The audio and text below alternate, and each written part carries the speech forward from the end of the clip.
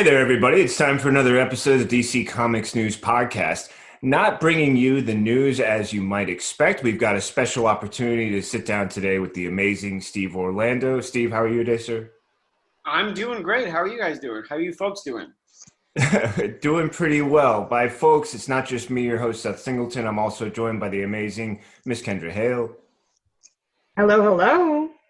and the amazing Mr. Brad Filicky. Hey, nice to meet you, Steve. It's great to see all of you. Thank you.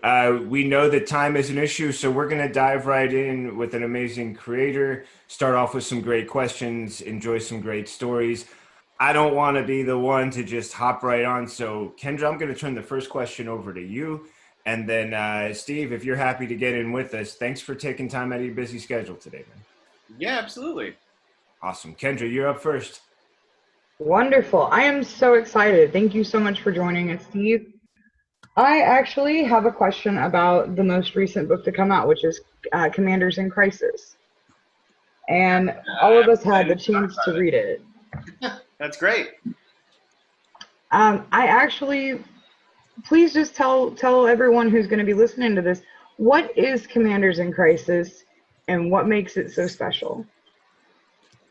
Commanders in Crisis is, well, first of all, just after being at DC for 6 years, which I was very thankful for, it's my first truly independent launch since before I joined in late 2014 slash 2015. So I've done some other creator participation gigs, of course, some original ideas, but this is me starting something that I completely own with my co-creators, of course, Studio Arancia and Davide Tinto.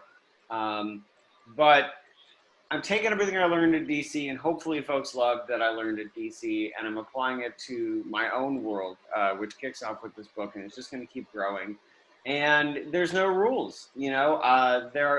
The great thing about working on icons like Batman, Superman, and Wonder Woman is that they have an 80-year history, and they're incredibly well known, but from a storytelling sense, that can sometimes also be the hindrance, you know. Like, if you want to do something really shocking and bold with one of those characters, you know, it's more people than just you have to be consulted on that decision. So with Commanders in Crisis, if you thought that I had some wild ideas at DC, well, now no one's ever going to tell me no. So for folks that especially like my Martian Manhunter work, for folks that liked what I did with Gerard Way on Milk Wars, we're going even further than that. You know, we're telling a story that hopefully gives you that sort of scale and grandeur of an event comic like you have for the big two, but with ideas that are wholly original with no boundaries in place, so we can just go further, harder, faster, and in a more provocative fashion. That's exciting, and you definitely get to see that in this comic. So thank you as a new fan signing on. I've already started getting my comic shop to bring me the different covers so that way I have it in my pull folder. So thank you for that. Brad, do you have a question? Yes, I do. Thank you, Stephen. Thank you for doing this. My question is also about Commanders in Crisis. Hope seems to be a theme that runs throughout the first issue, and I'm assuming the whole series going forward. Given what has happened in the real world this year and even going further back than that, has your opinion on the importance of hope or your own level of hope that you have, has that changed since you started writing this comic? Well, I mean, it hasn't changed because I started writing this book early this year, and so we were already deep in it. But I think it's more important than ever. You know, I think that as you see in the first issue, this idea that we're trying to basically bring a concept back from the dead. I mean, it's not. Sometimes comics aren't subtle, and that's sort of the pleasure of pop culture is you weave characterization in a subtle way, but you can also scream your themes in bright neon because these are, you know, electric superhero characters. So look, it's super important. The concept of empathy is something that I think is clearly lost by people in power to varying degrees, but honestly, almost all of them. But obviously, to a greater degree for certain folks. So yeah, I think that hope is important, empathy is important, and what I can do is try to tell a story that doesn't make things simple or easy, but really interrogates that. And that's what ultimately we're doing in Commanders in Crisis, through the lens of this huge event style storytelling, but at the same time, like, it's about a team of superheroes trying to figure out how to keep the world going once empathy is dead. And when you say it like that, well, it is kind of like the modern moment. And when we're doing our job well, to me, that's what superhero comics should be doing. That's what pop culture in general, and science and speculative fiction specifically should be doing. Right. Thank you. And Seth, do you have a question? I do have plenty, and I'm going to try and squeeze as many in as I can. So, Steve, once again, thank you. And my question is going to wrap us back around to DC Comics in a bit, but they've already started us going on this great conversation about Commanders in Crisis. So I'm going to stick with that question, which is, you've introduced two really great premises that I really loved as soon as I started reading the intro. The first is, how do you create a series that's in a moment of crisis, introduce these characters, and make people care about them immediately so that the story can move forward with the impending crisis and what the value is for that? Now, we've understood crisis in all the different ways that it's appeared to us in comics and in real life. But you've also chosen a great thing in that you're telling this story through a group of survivors who are all the last remaining members of their worlds and are now working to save this world. I love both of these ideas. I wonder if you could expand on them for me a bit. Absolutely. And I think, well, I think one leads to the other, to be honest. I'm hopeful. So it's a well-formed question. The challenge of any book, whether it's a new character or an existing character, is to really figure out the core of who they are and what makes them relatable. So on one level, it's like, yeah, how do you do this with new characters? But something I had to learn at DC in general is that just because me, like a DC super fan who can recite who's who, while doing jumping jacks and eating a sandwich, just because I love a certain character doesn't automatically mean that everyone does. In fact, if they're sort of underappreciated, I had to realize that there's a reason for that. It's not just about putting them in a story. You have to find what made you love them, and then tell a story that capitalizes on that. So with a thing like, in my opinion, the challenge of a book like this is the same as a challenge of a book like Martian Manhunter, because I've always thought he was one of the greatest DC characters. The change for me was not being like, oh, if I just do a book. It's not if you build it, they will come, because if that were the case, him appearing elsewhere would have made people think like I did. It's that you have to build it in a new way that shows your journey as someone who came to love them in a broader sense. So I think that challenge applies to my DC work. And in the case of Commanders in Crisis, it's about finding scenes that are as concise as possible, that are sort of theses on the characters, so that when you finish even the first issue, you know who these people are. Maybe you don't know everything about them, but you know enough. And I think that applies to them being survivors of the multiverse. You automatically know that there's shared pain in these characters and that they are striving to overcome almost unimaginable loss. And that in 2020, but in almost any moment, that's something we can all relate to. We've all had to do that. So it's not really something that's just out of my playbook. The having characters who find heroism out of great personal loss is admittedly an easy card trick. It's the way that DC has taken a lot of their Silver Age characters that in the past were seen as somewhat less relatable than quote unquote Marvel characters or a character like Batman. And they've essentially done a Batman or a Marvel on their Silver Age characters. People like Barry Allen, who used to just be a good guy who does the right thing because it's the right thing to do. And there's nothing wrong with that, by the way, but they added that layer of, he lost his mother. He's trying to solve her unsolvable crime or a murder forever. Same with Hal Jordan. They slept on the loss of his father because rather than just being a hotshot pilot who is, essentially a libertarian dream, now he's doing all those things as a way to overcome the trauma of his childhood where he saw his father blow up. So that is all to say, like, this is a common move in our creator's playbook, but it's common because it works. You know, the most iconic characters in comic books, we love them and they're relatable because of the things that they've overcome. Batman and the loss of his parents, or even more so, Spider-Man, a character that I think almost everyone has been chasing after from an emotional arc standpoint for 50 plus years. So the way you do it in something like Commanders in Crisis, as I said, you secretly, I think, we're asking the same two questions in one, because having them experience that loss and be strangers in a strange land in a new era, especially in a big event book, that's shorthand we all understand. We've all been somewhere new. We all haven't known the world or the culture, you know, anytime we leave our house. So by putting that on there, knowing that we had this big book with new characters, the hope was that would give people something to latch onto. And yeah, we're going to do more character-focused scenes, of course, over the next 11 issues.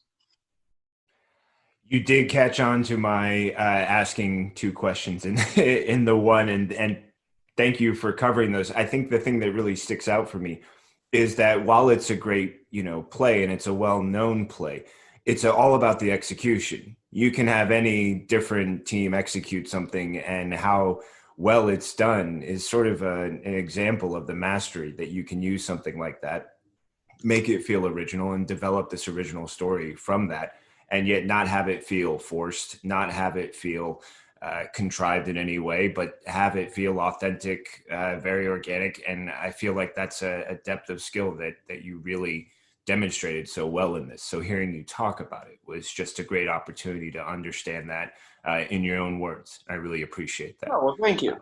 My pleasure, man. I'm going to go ahead and turn it back around to Kendra.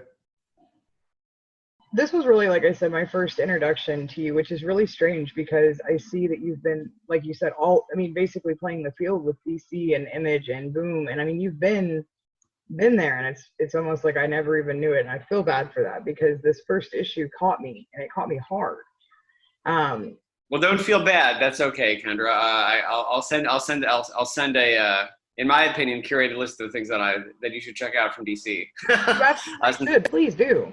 I mean, Martian Manhunter, and Batman in the Shadow crossover, both collaborations I had with Riley Rossmo, I think are the two best things I've done at DC. You know, I'm just, in that sense, I'm just one person. You know, there's my I agree too.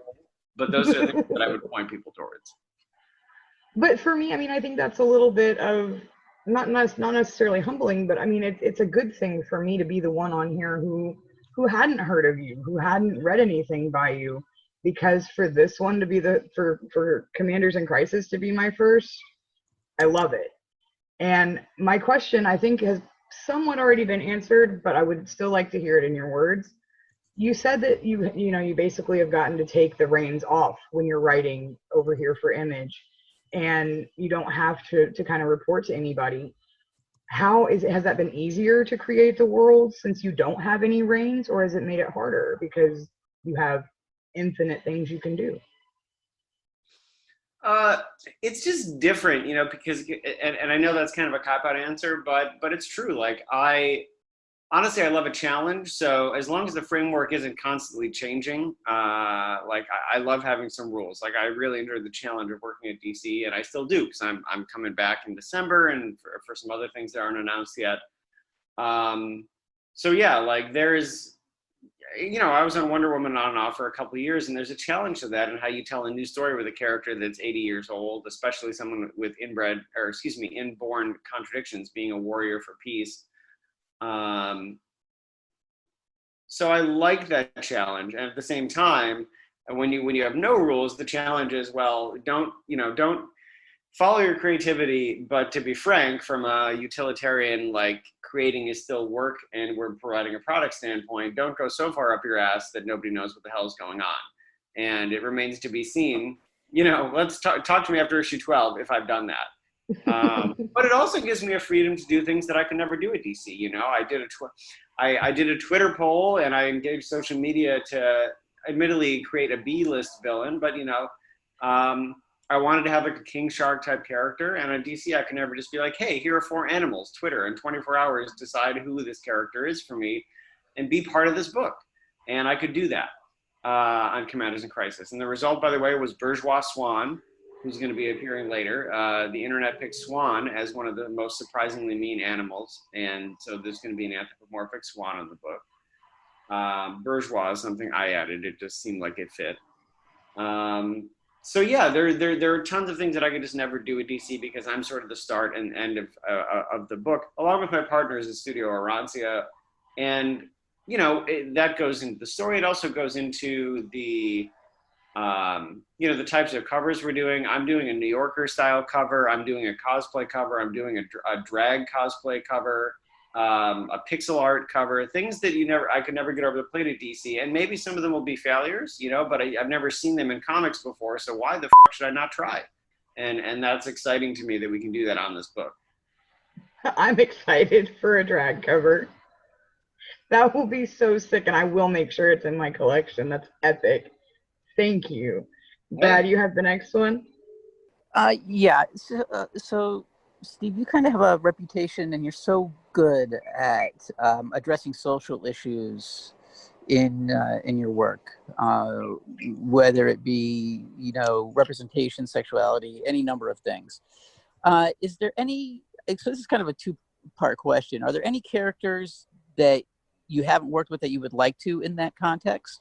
And do you find addressing those issues easier with characters you create or characters that have already been established? Just to confirm, this is like queer characters that I want to work with, or characters in general? I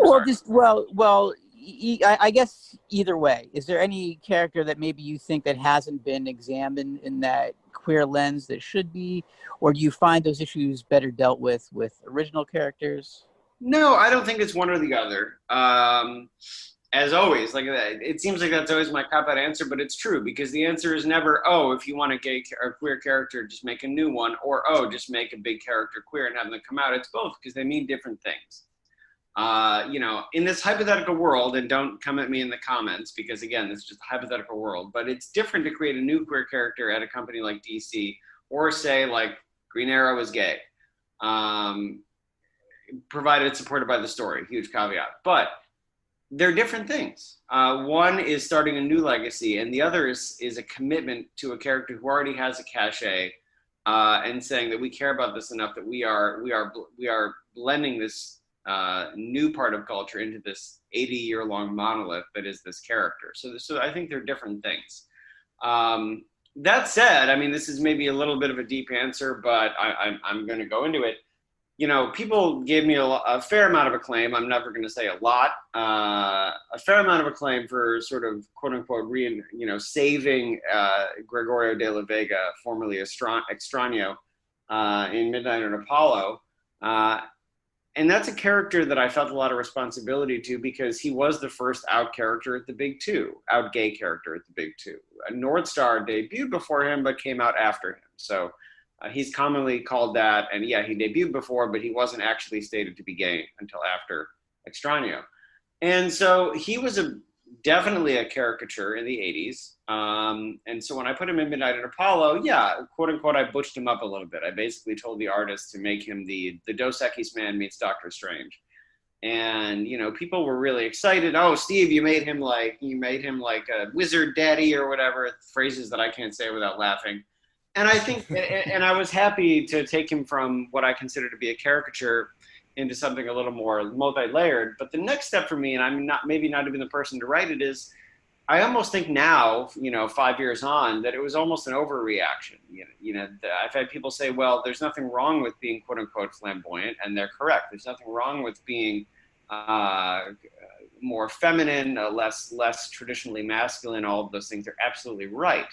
And so I think that there's a lot more work to be done with that character. I don't know if I'm the one to do it, where you see that, where you watch his internal journey and you canonize all of it. And you probably come out with a version after where he was in a period of overcompensating for how he was in the 80s. And eventually the form that comes out is a blending of the both. And that's something that's happened with my own realizations, my own sort of ingrained queer phobia that I've conquered in the past 6 years.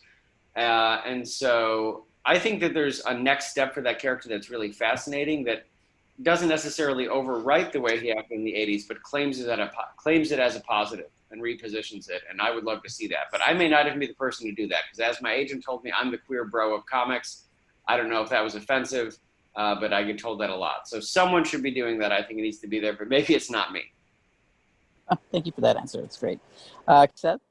Steve, I'm going to come back around to something that you said, which I wholeheartedly agreed to, and still wanted to get my Commanders in Crisis question out of the way. Now that it's done, I really loved what you did on Martian Manhunter. You took a character that I had always had a deep affinity for, just really heartfelt, and you showed me things about him that made me love him even more.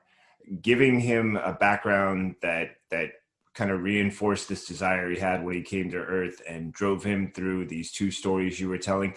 I wonder if you could talk just a little bit about your inspiration and your process of developing this story behind John Johns and the life that he had as a police officer, and one with questionable ethics at the time, and then how you were able to, use that in telling these two stories that made this 12-issue maxi one of the things that I just love so wholeheartedly. Well, thank you, first of all. It is my favorite thing that I have done at DC, and it probably will be for the foreseeable future. Well, for me, honestly, to bring it back to a question you'd asked earlier, I didn't think that John had the sort of attention paid to him that had been paid to characters like Hal Jordan or Barry Allen, and they're all Silver Age characters that, to be frank, I loved, but their initial characterizations were somewhat flat. He was a cop on Mars and he was a good person there. Then he came to Earth and he was a cop on Earth and was a good person here. And Barry Allen was a cop and was the Flash because, it's the right thing to do. And there's nothing wrong with those things, by the way. But I thought that we could give him an arc similar to the one that makes everybody relate to Peter Parker. And that is not to say that we're going to, have him throw a wrestler off a balcony or whatever. But the fact is people relate to Spider-Man because of that the mistake and then essentially overcoming it. He's not perfect. It's not as though he was perfect, got powers, and became even more perfect. So with Martian Manhunter, we toyed with how to give him that journey. He's already losing his family, but it never really seemed, except in the Ostrander and Mandrake series, which I loved, nobody ever really seemed to unpack that in a way that I found satisfactory. He was the guy like joking around eating Chacos, which you can be, obviously, but people hadn't seemed to examine his pain in the way they had, like Superman losing his family, for example. So we wanted to do that and make him have something to learn. We started asking questions about the character. Why would he be hiding in the body of this detective on Earth? Why would he be basically being anyone but himself in the eras that he has like 140 secret identities? Loved that, by the way. And so it was about, he is, and it was about the line too. Like he is, when the Solicit came out and people saw that he was going to be corrupt on Mars, everybody was like, "Oh, Steve, you're ruining the character." And as you see, like he's not like Ray Liotta. He is cutting corners, but he's cutting corners because of the realities of being a policeman on Mars, and he's doing it to support his family. And he's not like cheating on Mariah. He's not doing those things. He's making questionable moral decisions for what he sees as an ends justify the means scenario. And and as he gets further and further down, like many of us, when we make compromises to our morality or questionable decisions, like he keeps putting Band-Aids on, keeps trying to keep the house together, and eventually it falls down. And that's the lowest point in his life for him. And so we were trying to tread the line of making him still someone you could root for. It's not like he's throwing Mariah and Kim into the fire and being like, "Fuck him out," But at the same time, he's got to have something to learn. Otherwise, there's no character arc. And giving him a truly satisfying, heroic character arc was our goal with that book. I thought you did it wonderfully. It's a great addition. And I love that you, in your description there, you pointed out one of those great things, which is you want to build these series of unsustainables that eventually are going to come crashing down. It's just how far can you keep extending it, which was something that I really enjoyed about that. You know, the first questionable to the second, and then it just compounds on upon itself. And like you said, the Band-Aids eventually are going to come off. It's going to come crashing down. It was a beautiful series, and I really appreciate you going in depth there. Thank you. Guys, I know we're getting tight on time, so I'm going to run it through for one more question for all of us. Kendra, you're up next. I'll make mine really easy then, or at least I hope it's easy. Of the team that you guys have created for Commanders in Crisis, do you have a favorite character that's easy for you to write from their point of view? Is there someone that you kind of touch with more than the others? Well, quick two-part answer, because I know that we're trying to keep it moving. But I mean, my favorite character is Originator, but I wouldn't say that she is easy for me to write. There's not a lot I have in common with her. It's one of the reasons if we ever did a solo, I would work with a co-writer. But that said, she's based on Kamala Shamsi, one of the most profound influences on my writing life, and one of my professors from college. So, and also her power to me is just a combination of a lot of things I like. That sort of the Black Bolt type person whose every word could be damaging, and the sort of wild creativity of someone like a Jesse Custer, who can control people with his voice. So I love her powers and I love what she stands for, but I wouldn't say she's easy for me to write. It's very hard for me to write. She's just based on someone who's a strong influence on me. And obviously, as it goes, like, I'm still me, so Prize Fighter is someone I love writing. He combines a lot of things that I already enjoy. He's probably a bit of a queer bro himself. I'm sure many people would say that. He's got the UFC wraps on his hands and a pro wrestling belt, both things which are very close to my heart. And so it's very pleasing for me to be able to work with him. And, you know, the trinity of this world, when they start to come to the forefront, is really exciting for me for me too, as you'll see as the series goes on. Thank you for that. I'm really, really excited to see it going forward. Brad, you're up. This is something I like to ask with artists such as yourself that have worked with both creator-owned as well as established characters, kind of like I talked about before. But what are the pros and cons of working on your own project, your own creator-owned characters, as opposed to the established characters? Well, the pros are the negatives. There's no rules, and that is both exciting and it can also be intimidating. So, you know, again, if you're working on, and I just saw that we updated to unlimited minutes on this. So if we need to go a little longer, that's fine. Thank you. You're awesome for that, man. if you're working on Wonder Woman, you know what a Wonder Woman story is broadly. And yeah, that is both a cage to work within, confinement, but it also, like, you know how to do page 1, panel 1. But how do you know what that is on your own story? You know, so the freedom can be intimidating, but also, like, once you realize that building a story is building your own requirements. So you realize you have to set the rules. You know, you are the William Marston of this book. You know, the person who set the rules for Wonder Woman or Batman. You know, you are the finger and cane of this, and then you realize you still have to do that and set the rules. So it's different, as I said, but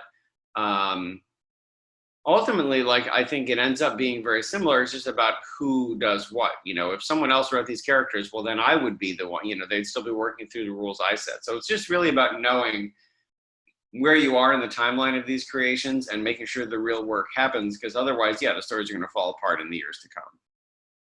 Great, thank you. And Seth?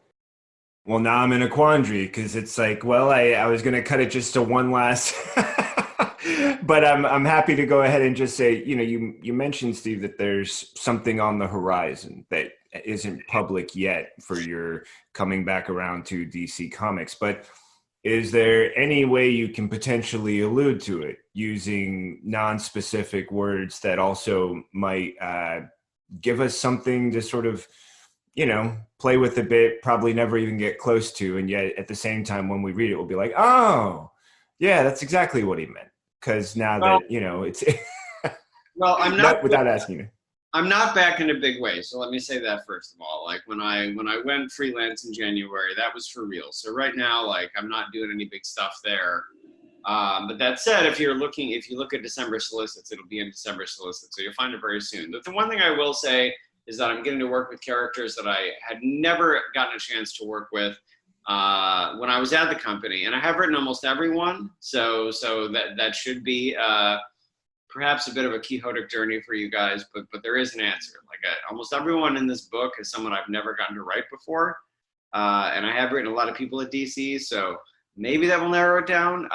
And it is an event tie-in as well, so like that's been fun. I mean, we know what event you're on right now, but it's been fun because it's both characters I've never gotten to write before, but much like my original stuff, like we're in the dark multiverse, so we can go as wild as we possibly want. So it has been an incredibly fun book, and I really can't wait for you guys to see it. And you'll see at least what it is when December solicits. Wow. Okay, so you should at some point do one of those master classes on teasers, because that just tickled my brain in all the best ways. Like the idea of like, okay, so wait a minute, there's characters you haven't written. Let's start going through that. And then it's a tie-in, and then you've got the dark multiverse, possibilities, which are endless. That's pretty good. Without giving too much away, of anything specific, it's got me going. So how many different ways can I, explore this? That was a really perfect answer, Steve. Thank you. I'm going to actually ask you, I know you're busy. Do you want one more round of questions, or did we wrap it up? We can definitely do one more. I'm going to just say thank you. Kendra, you're up next. When it comes to, I'm going to switch away from Commanders in Crisis because I feel like I've been on that this entire interview, and I apologize. But when it comes to everything that you've written before, all of the writing that you've seen, because in the intro from Dan Didio, we get to meet you a little bit, which is really cool. And it says that you are like a walking Wikipedia for DC. So here would be my question for somebody who has that mental capacity. What is one trope that you see being used a lot that needs to go away? And what is one that should be amped up a little bit more in the world of comics? Well, you're asking me to criticize both my potential big ticket publishers now. No, not criticism, just in general. It doesn't even have to pertain to any specific. Okay. So I'm sick of the impetus to push the goalposts back. And I'm not going to name any names, but that is to say, like, it's become a very common thing to say, oh, well, this ultimate evil, this ultimate thing that you thought was like the final boundary, well, now my thing is even bigger and more evil. And the thing about that is, and that's at almost all companies, and the thing about that is I worry that, like, you're so far away from relatable stakes that I feel that what are these stories even about? Like, I'm a guy who loves Grant Morrison stories that are about like stopping Darkseid by singing, but like what happens sometimes is like so many leagues past that, and also without the sort of like cultural or sociological learning to have it sort of actually work. And so I feel like it's just big, but it's also almost bigs itself into nothingness. And I think that can be an easy trap to fall into. Like, we don't need to say, unless there's a real story reason, I don't think you constantly have to keep pushing the goalposts back, broadening the horizon just for the sake of saying mine's bigger. Because you know what? Like, character is what matters. I recently rewatched Unbreakable, and I was shocked to see that, this is a movie where Bruce Willis bench pressing like 2 cans of cement feels enormous. It feels cosmically big, and I was almost moved to tears by it. And he's in his basement bench pressing. And it feels huge because people take the work with the characters to make it matter. And I feel like I want more of that. I want more investigating characters and more of that type of interplay. And less, and it feels weird for me because I'm doing a big cosmic thing.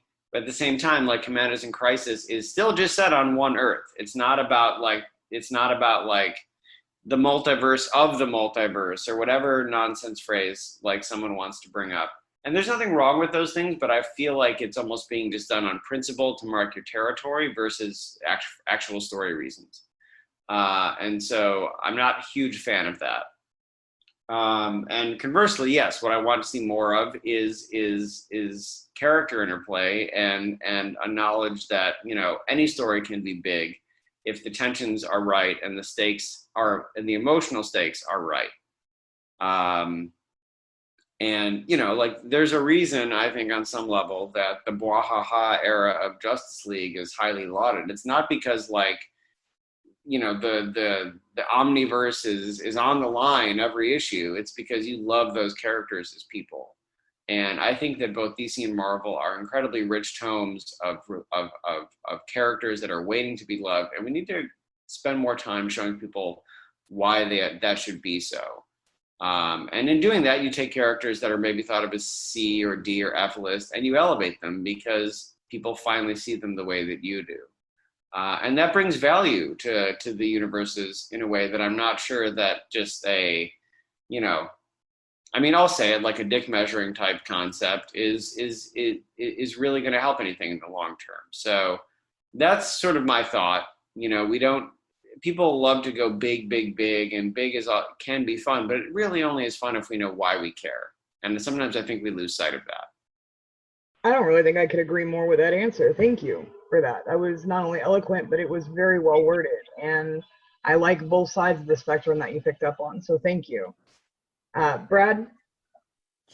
Also, in that introduction, Dan describes you as somebody who loves comics, really, really loves comics. And I'm curious what sparked that love, and when did you know that you were kind of obsessed with comics? I mean, I had been reading comics since I was a really young kid in the 80s, but it was all stuff I was getting in like flea markets and stuff in upstate New York. I think the real spark for me was probably, honestly, I had a couple potential inroads, but I was all blocked by impenetrable events. You know, like I almost got in 1992, but then the Clone Saga was happening, and I was like, why is the Jackal quoting Leave It to Beaver? Who is the Jackal? Who is Spider-Side? What the f*** is this? And I was out again. Although I did think Scarlet Spider's ripped off hoodie looked really f***ing cool when I was 7. But 5 years later, I came to Grant Morrison's Justice League with Howard Porter, and it was the sweet spot for me. You know, I actually got in because there were articles in the local newspaper about Superman forever turning electric, and his old powers were never coming back. And so I was like, oh, I need to get in on this, man. Like, new Superman, it's never going to change back. Incredible. So, lol, I know. But, and I got it, and that got me into stores. And to this day, by the way, I still love that electric Superman design. I put Strange Visitor in my Supergirl run solely so that I could buy a Robson Roca page featuring her, and it's currently in my office. So I will stand for electric Superman until I fucking die. But what engrossed me then was the richness of the world. It was everything that I just said. There are endless characters and people to meet and stories to discover and see in new light. So it was the lore that brought me in, first at DC and then at Marvel as well. Okay, great. Thanks for that answer. Seth? That's a great answer. Really love these questions, guys. You make it hard for me to try. Like, I think I've got a great question, and then I'm like, no, Steve, I'm gonna make this my last one, and it's just something I like to try and think about for myself, and it's a conversation I've enjoyed with friends, which is that what do you want to say you've done when there's a moment that you put down the pencil, put down, the work for full time, and you do projects, but you've come to a point where it's like, I've put in so many years or decades into my craft, and now I can look back at what I've done. whatever stage you want to, and sort of say I've accomplished the following. Are there things that you still see, on the horizon that you would eventually like to look back on and say, these were things that I wanted to do and that I've done now, and that I can sort of know that this was a goal in my career, and I can look back and say that I've accomplished it? Well, first of all, I hope there's still some things on the horizon, because I'm only 35. So it'd be pretty early to retire. I would think so too, but I imagine for me, it's always that thing, the sitting down with the old dog on the bench, like, okay, I'm kicking 85, 90. I'm not trying to do everything I was trying to do when I was 30 and 40. And this is what I've accomplished when I look back at that. Well, it'll be interesting to see what I think then. But the reality is, like, I don't have a single answer now, because that's also how every new project forms for me. And this started even before I was in a DC. I was with my book Virgil. I left this movie and I was like, it'd be really great if someone did this. And I was like, wait, what the f- am I saying? I'm going to do this. And that's sort of been how most of my originals, there's a shitload coming out this year and next year. And it's more complicated, obviously, at DC or Marvel. Like, yeah, we all sit here like, this is what I would do. But then you have to actually get that offer. But with originals, it's like, my book Kill Man, which is coming out from Aftershock this year, and probably my favorite thing I've done to this point. It's like, well, I wanted this story. I want this story to exist. So I'm just gonna fucking do it. Like, why wait for someone else? Especially when I'm now in a position of privilege where I can reach out to publishers and say, well, this is something that I'd like to do. Can we get on board? So that sort of goal of I want something should exist. That having those sort of goals, each book that I do is like that. And it's the achievement of, like, each book is a hole I see in the industry where I'm saying, this is a thing that should exist.